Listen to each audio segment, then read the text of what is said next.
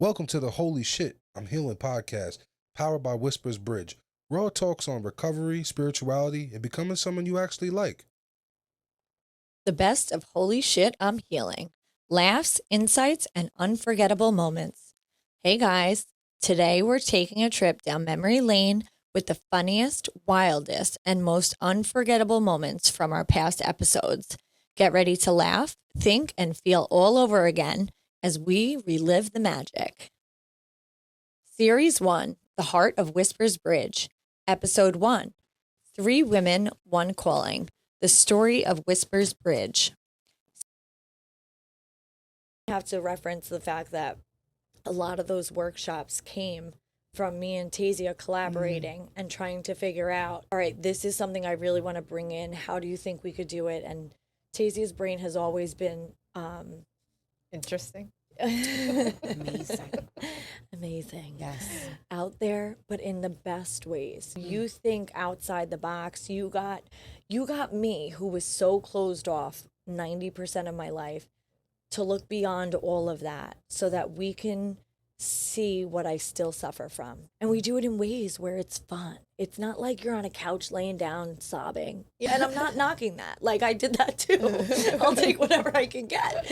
But this was a really cool experience because it made it lighter. You didn't take yourself so seriously. You got to do fun exercises, activities. So it was really cool that you were right alongside through all of it. And she would say during those retreats, my sister. Oh, You know, you. so it's like Right? you were there with us. Yeah. in spirit, no Yeah. pun intended. No, it was pretty awesome. So, Tease, as far as spirituality goes, because there's a lot that goes into that, right? You have these old ideas of what it is and religion, spirituality, is it floating in the sky? How do you think we can get people to really, if they are interested, start to open that up so that it's not, what wasn't working for them? That's a really great question. I would honestly say that the most important thing across the board is to stay open-minded, because we do have our past experiences. Everybody has their own type of perspective. So if, let's say, one experience is not so good, and like, let's say siblings, one experience, like two different total views about it.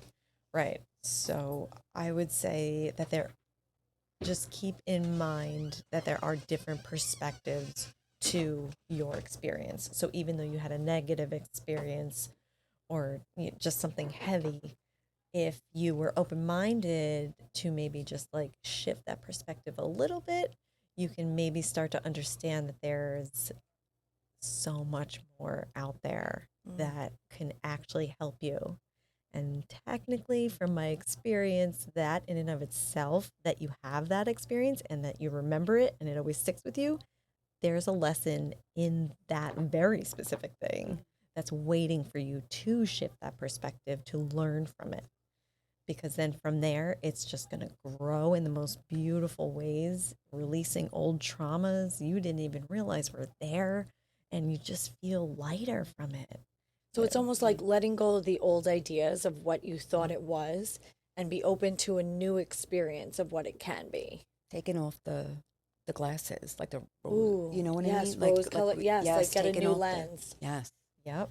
Yeah. Try on a new colored lens. Yeah. And it can be really, really fun from that perspective. Like, I don't want to say, no pun intended, but like it gets addicting. Yeah. But in How a super how health- addicting. I'm in. Yeah. in a healthier way. Trish, what do you feel like? Do you think that this is something that's needed? Well, my family, I'm the only one that suffers with addiction. And they see me now, like living this great life.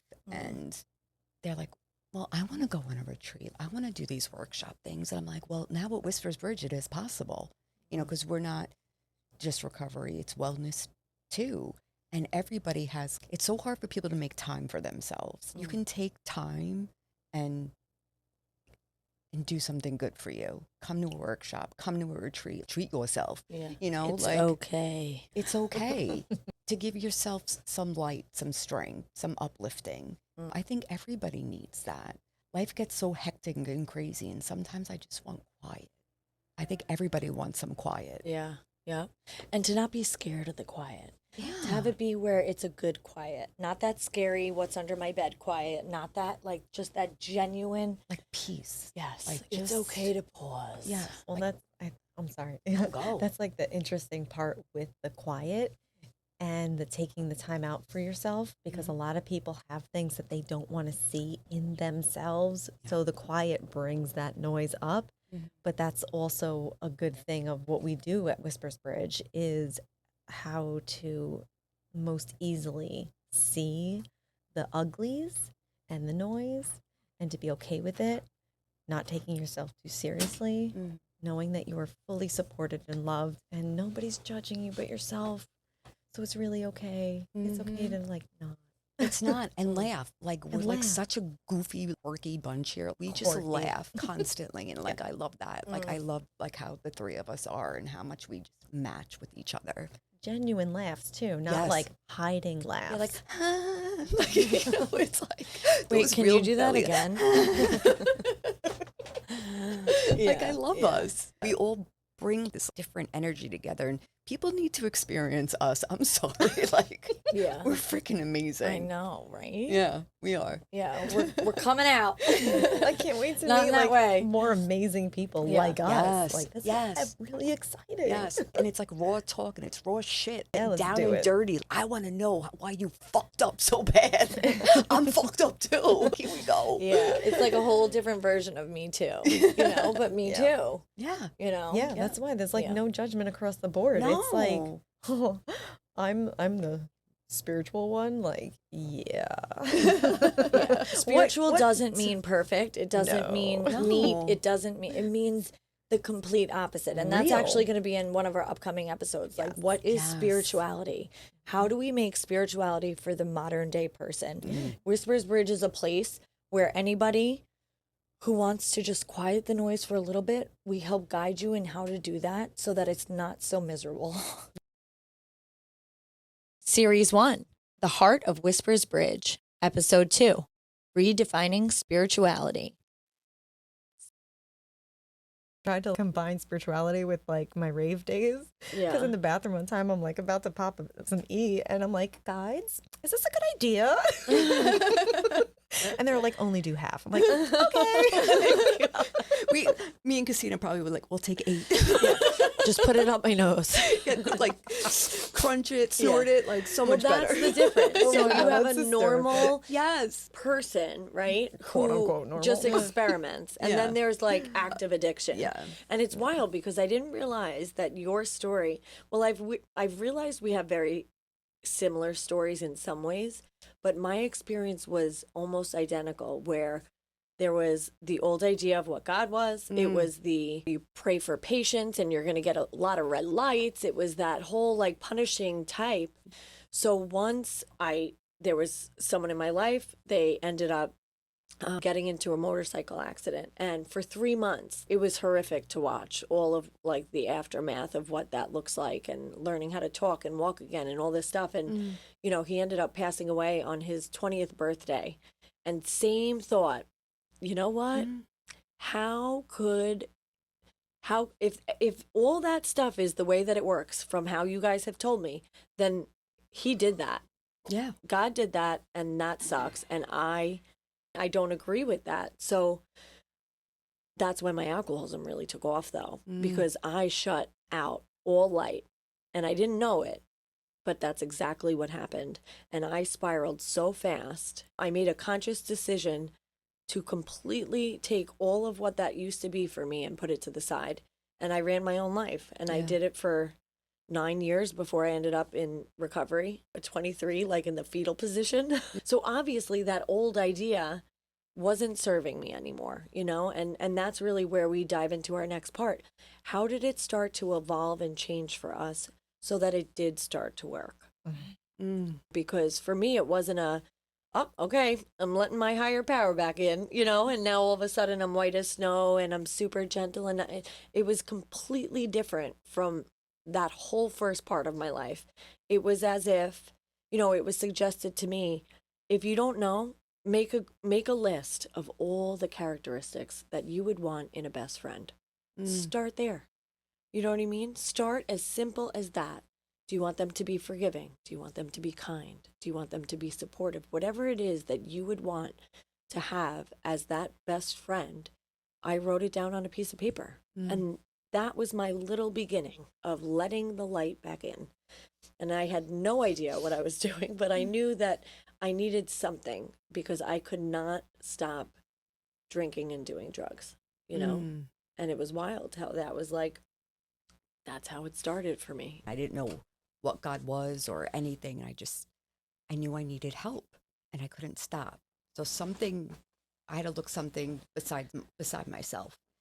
And when I walked into recovery on that day, something like pushed me into that door. And that's when things started changing in my mind. And when I stopped poisoning my brain and my body is when I started to feel a higher power. For me, it is God now today, but I started remembering that I would always feel angels around me. There was always something always around me. There was always some kind of spirit, some kind of feeling, some kind of knowing. And the more sober I got, the more I started to see all these amazing gifts that I was just trying to just drug away, no feelings. And I started to realize that God had laid out a path for me, and I was getting in the way of it. And it was just like, stop.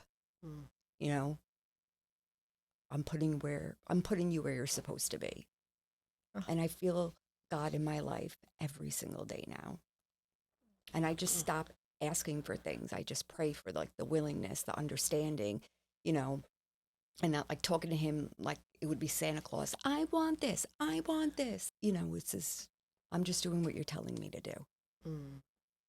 I do love a good Santa's Christmas list, though. Yeah, I know.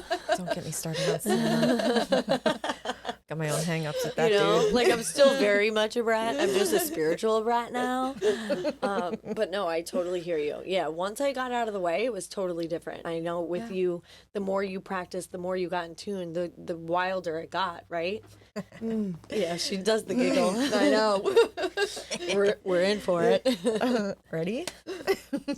No, but honestly, the same, because I at that point where like the partying and the raves and you know was getting worse and worse, and I'm like, okay, time to change.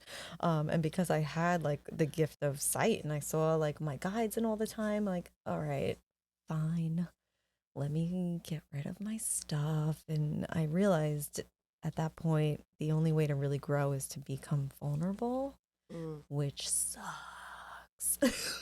Like, I'm not a fan. hard. No. But worth No. it. Yeah, so my, I guess, higher power was me working with my guides and my angels and everybody that I knew was around me all the time anyway. So I decided to start working with them to give me the strength and the courage to become that vulnerable, to see my dark and all my uglies and all that stuff that just nobody wants to look at, which is, I would assume, why everybody drinks and parties. Yeah. So yeah, I started to really work with them very specifically. I would write down, you know, pen to paper, this is my goal for what I want to transform and get rid of and just grow from, pretty much. So I worked with them through a lot of meditation and you know, I got the gift of sight, so I would see them throughout the days and, you know, pretty much highlight the path for me to go, both on a, you know, daily basis and in a meditation. It was a wild experience. They really showed me that it's okay to be vulnerable, and it's okay to cry, and it's okay to hate, and it's okay to be angry, because I'm still loved and hugged and adored by source or God or higher power. It's okay. It's all okay. So I allowed myself to become that vulnerable and just write out everything that I felt. And over time, it started to really transform, and it wouldn't become so heavy anymore. It got lighter and lighter, and to the point where it wasn't as ugly as it started out to be. Mm. Yeah. And then I got more and more comfortable with being not perfect, quote unquote, not that perfect good girl. And it was very liberating. It was very transformative, and that's pretty much how I like to do my growth and transformation these days. Is if I recognize something that like I know I need to work on, I'll go to my guides or source or higher power, and I'll be like, all right guys, this is my next goal I want to work on, so let's dive headfirst into this. And I pretty much just ask, what within this topic can you highlight for me or show me like the best way to get through it, even if it's incredibly difficult. Like, I know the strength is going to be there. I know the courage is going to be there simply because I asked for it and I need it because this is what I want to get through this time. And I know you got my back, and I am willing to do the work, and let's do this. Series 1, The Heart of Whispers Bridge, Episode 3, Making Room to Pause, Together and Within. Another thing that I learned over the years, like teaching people all what I do, like how to do it themselves when they're going through like dark night of the soul or a lot of shadow work. That stuff is really, really heavy, and it can be really dark.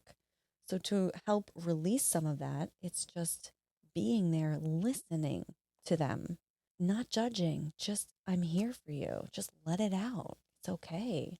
And then it's like the whole space is like hugging them when I'm just sitting there listening, supporting. It's a beautiful thing that the whole space transforms into like this one big hug, it feels like. Yeah, and I think it's so important, even on the retreats and stuff. It's just listening to other people, not giving my opinion, and listening and pausing. Like, they go together. The things I've learned in recovery, damn, everybody should know this. Yeah, I think I've had my biggest like aha moments when I was calm enough to hear, which like inspired even the name of like Whispers Bridge. Yeah. In order for us to feel and know and get that guidance, it's not loud. It doesn't scream. It doesn't demand you listen. It literally is like a whisper. And the only times where I really feel like I can become spiritually fit is when I take that time for myself first in the morning to quiet the noise, to set the intention for the day. And the amount of things that have come to me because of that.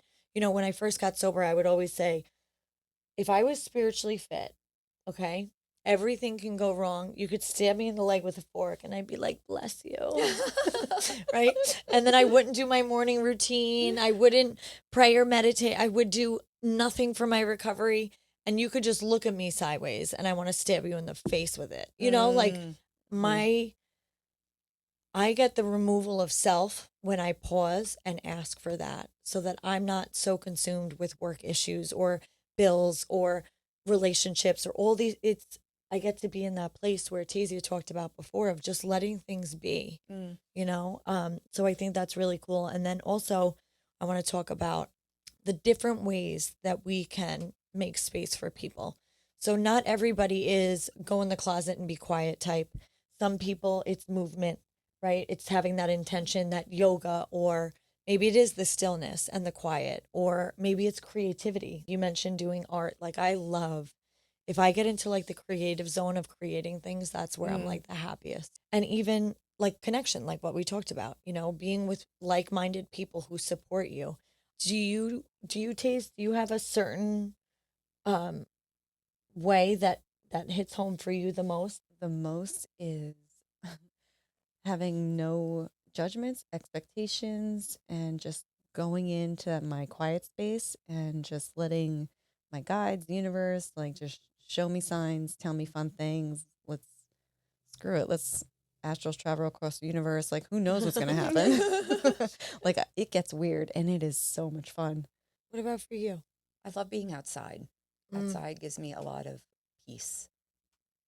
Right by are you a water girl or a tree girl? Both. I really, Where are I you? really, I was more a tree girl, and I'm very much developing into a water girl. Yeah, I nature, get the right? most peace being outside. Because I love hearing like the birds, and they're chirp, chirp, chirp, chirp. And like you start to hear all these things. And I'm like, this is so beautiful. Because it And brings you in the present. it does. And anything by the water and the ocean and just hearing the waves and the crashing. And then when it's silent and Oh. It See, is I the do most it in the peaceful morning. thing. When I put on like a guided meditation, even it's just music and the video plays to all different scenes I of love nature. that. That I zone into. I sit there, I sip my coffee. There's something about it that just uplifts me. And like I said before, like the creative movement, not so much. I'm not really a workout girl. You know what I mean? I feel better after, but that's not where I feel like my most spiritual. I would say definitely in nature, taking that time out and definitely creating something. I actually I know a lot of people that do get into the zone physically. And it's like we automatically think it's like yoga, just stuff like that. But they actually really enjoy just simply going for a walk. Like it's the most simple thing you can do. Yes. Even just like movement, quote unquote, movement therapy. How you Yeah. just stand there and like even put on your music or your song or just like go quiet, listen to your body. Like how do your arms just randomly want to move? Like what's your body telling you it's got to like kink out or whatever? And it's the coolest, weirdest, but coolest Right? I'm thing. like- it makes me feel like I I just feel want like to dance. Yeah, my arm is stuck like this. I don't know what I'm This doing. is trauma. Help me.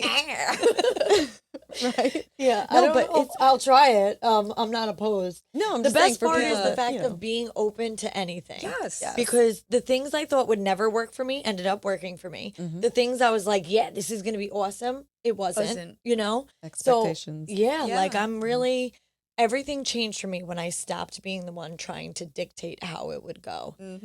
So I think that's really awesome. Series 1, The Heart of Whispers Bridge, Episode 4, The Whispers. But I was in Friendlies with all my kids, right? And I see this lady that I knew. And she was in the restaurant, right? We said hi, whatever. I'm leaving. She's leaving, okay? She comes out of her car. She waves to me down and she goes, 1 minute, 1 minute, okay? So I'm like, oh, I guess she has to like tell me some tea. You know, like she's having me sit in the car with my 3 kids and I'm waiting for her. She went into Friendlies and I just don't understand what's happening. And then she comes out. So now I'm like getting ready for her to come over. I roll down my window and she waves bye to me. I'm like, what the fuck was that? What I didn't realize was she had to go to the bathroom and she wanted me to watch her kids that were in her car. And I had no idea. I did not watch her kids. I was like, la-di-da. But again, it was like this really weird, like, what the hell was that? Like, I thought you had to talk to me, but you didn't. And now I stayed here another few minutes. I was supposed to watch the car with your kids and I didn't even know that, you know, like it was just weird. And then I'm driving down and literally you see this bad car accident right in front. Okay. It just happened to the point where the ambulances weren't even there. Okay. It was so bad that where I was driving, okay, in the lane I would always usually be in, and there's only 2. So let's say I wasn't in that one. It was 3 kids in a Jeep driving, and it was this other car. It lost control and crashed head on, speeding at these kids. The one in the sports car died on impact. Oh my God. Yep. And you came to this scene and you knew it was bad, like bad, because some lady came up to the sports car and her face was no joke. And you just knew she just saw something not okay. There was a passenger. He was lifted. All the kids, one of them had bad stuff to his legs. And the entire time I was driving through that traffic jam of all of it, I had goosebumps all over my body.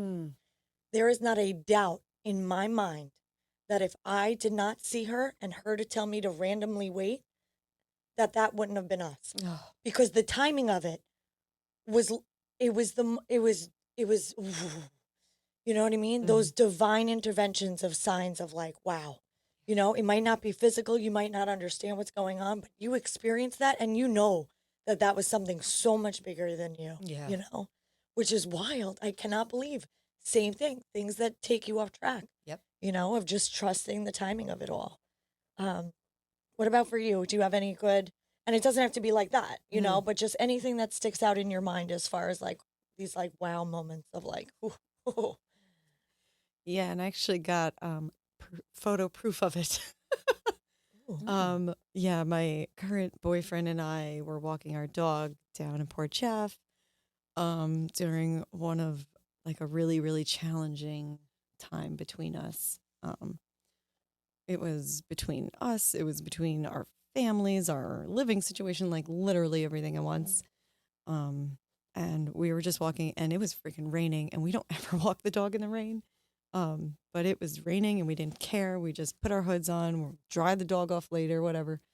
And they were walking in front of me down by the docks. And I just had a feeling that I should take a couple photos of them with the rain, you know, the reflections. I just like photography like that. So I took several photos walking like a few feet behind them. And there was like a light pole right there, right? And it was on my phone. I was taking these photos and, you know, I just took like, I don't know, 10 of them. I looked at the photos later on and you saw out of the light on the light pole a being of light coming out of a flower of light. As I was getting toward, like closer to the light pole, it was getting brighter and brighter and my phone more defined. And I'm like, no way. Did I just get this light being in my phone right now from this light pole? And like the way the light was coming off of the light was, it was literally looked like, what is it, a dahlia or Yeah, that's a flower. a Dahlia. lotus? A lotus. Oh, lotus. Yeah. It looked like a lotus with this divine being of light and it had a channel of light through its whole body. And I'm like, what is happening? And like, I know for a fact I got that because it was like a sign of like, everything's going to be okay. Like, we're here with you. We're literally here with you, watching over you. Everything's going to be okay. And it actually did turn out really okay. So I always go back and look at that photo of like we're literally here. It's just a little more difficult for you to see on a daily basis, but even through the hard times, it's like we are literally right here. So I always take that one with me. Can you share that photo? Yeah. Like I need to Hold see it up that. to the camera. There's actually like 5 photos because you see it progressing more and more defined. Ooh. Yeah, And the yeah, best I can is show you. what you were saying as far as the feeling you got from it. Like in your dark, you needed to see that light, and here's this literal picture of it beaming back at you. Yeah. You know, and to know that, to feel that, it's not just oh cool, look, a light. It's having that like, that like breath of fresh air, like the hope in it all. You know, which I Yeah. think is like, Yeah, in the moment when I was taking the pictures, like I was just oblivious. I was in all the stress. It didn't matter. But like as soon as I saw that photo afterwards, I was like, oh, got it. I feel it. Like, thank you. It's really, really one of the most wild photos I've ever got. I Yeah, like that. yeah, it's really cool. I don't ever love the photos I look back at ours. I'm like, cool, I was blacked out there and I have a little puke in my mouth. Not a good look.